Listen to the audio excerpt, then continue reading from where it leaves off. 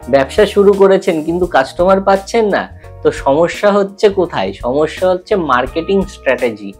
ভুল মার্কেটিং এর জন্য কিন্তু ব্যবসায় কাস্টমার পাওয়া যায় না। আজকে এই ভিডিওর মাধ্যমে আমি বলবো কি করলে আপনি খুব সহজে কাস্টমার নিজের ব্যবসার জন্য জোগাড় করতে পারবেন। তো মার্কেটিং এর অনেক উপায় আছে, কিন্তু আজকে এই ভিডিওর মাধ্যমে আমরা 3টে মার্কেটিং স্ট্র্যাটেজি শেয়ার করব। এক হচ্ছে সোশ্যাল মিডিয়া মার্কেটিং, কি করে আপনি সোশ্যাল মিডিয়ার উপরে মার্কেটিং করতে পারবেন। দ্বিতীয় হচ্ছে প্রাইসিং স্ট্র্যাটেজি কি হওয়া উচিত, এবং লাস্ট হচ্ছে লোকাল মার্কেটিং কি করে করা উচিত।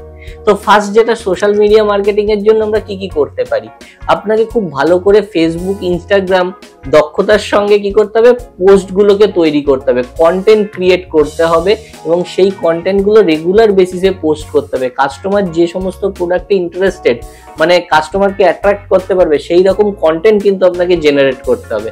এবং এর সঙ্গে আরো একটা জিনিস করতে হবে, সেটা হচ্ছে পেড অ্যাড এবং অর্গানিক্যালি রিচ কি করে আপনি কাস্টমারের কাছে বেশি পৌঁছাবেন।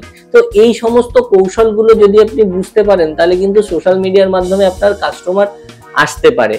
সেকেন্ড যেটা, সেটা হচ্ছে প্রাইসিং স্ট্র্যাটেজি।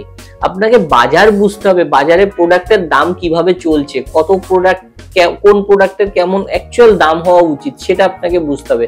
তার সাথে কি করতে হবে, আপনাকে সময় সময় কাস্টমারকে অ্যাট্রাক্ট করার জন্য অফার বা ডিসকাউন্ট দিতে হবে। এই অফার বা ডিসকাউন্টের কি সুবিধা হয়, এতে কি হয়, কাস্টমার যখনই দেখে যে একটু দাম কমেছে, তখন হতে পারে আপনার প্রোডাক্টটা কিনলো। আর যদি সত্যি একবার কাস্টমার কিনে নেয় আর আপনার প্রোডাক্টটা ভালো হয়, তাহলে কিন্তু সে সেই প্রোডাক্টটা ব্যবহারের একটা সুযোগ পেল, এবং নেক্সট টাইমও সে সেই ব্যবহার করেছে বলেই প্রোডাক্টটা আবার সে কিন্তু পারচেস করতে পারে। লাস্ট যেটা, সেটা হচ্ছে এখানে কিন্তু আপনাকে দামটা একটু কম নিতে হবে, মাঝে মাঝে লাভ কম রেখে দামটা কম নিয়ে কাস্টমারকেও ধরে রাখতে হবে।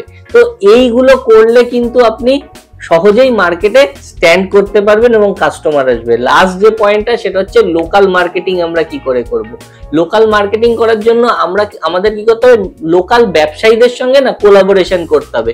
এর একটা সহজ উদাহরণ দিই, যেমন যদি কেউ প্রিন্টিং এর ব্যবসা করে এবং ইনভিটেশন কার্ড ছাপায়, তো কার সঙ্গে কোলাবোরেশন করবে, পুরোহিত বা লজ ওনারদের সঙ্গে। তাহলে কি হবে, আমরা যখনই কোনো বাড়িতে অনুষ্ঠান হয়, আমরা সবার আগে পুরোহিতের কাছে যাই, পুরোহিতের কাছে গিয়ে বলি বিয়ের ডেট ফেট এটা ওটা। তখন পুরোহিত যদি রেকমেন্ড করে যে আমার চেনা জানা একজন আছে ভালো কার্ড ছাপায় বা এর কাছে গেলে কাজটা হতে পারে, সেই রেকমেন্ডেশনের উপরে কাজ করে কিন্তু আপনি পুরোহিতকে, যে আপনাকে রেকমেন্ড করেছে, তাকেও কিছু লাভের পার্সেন্টেজ শেয়ার করতে পারেন।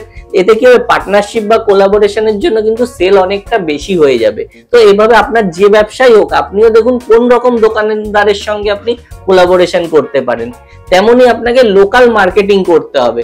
লোকাল মার্কেটিং কি, যেমন ব্যানার, পোস্টার, ব্রশিওর, এগুলোর উপরেও কিন্তু মার্কেটিং বা এগুলোর মাধ্যমে লোক জানিয়ে কিন্তু আপনি কাস্টমার পেতে পারেন। এবং লাস্ট যেটা, সেটা হচ্ছে যে ওয়ার্ড অফ মাউথ। আপনি আপনার ব্যবসার জন্য এমন কি তৈরি করতে পারেন যেখানে আপনার ব্যবসা নিয়ে লোকে কথা বলবে।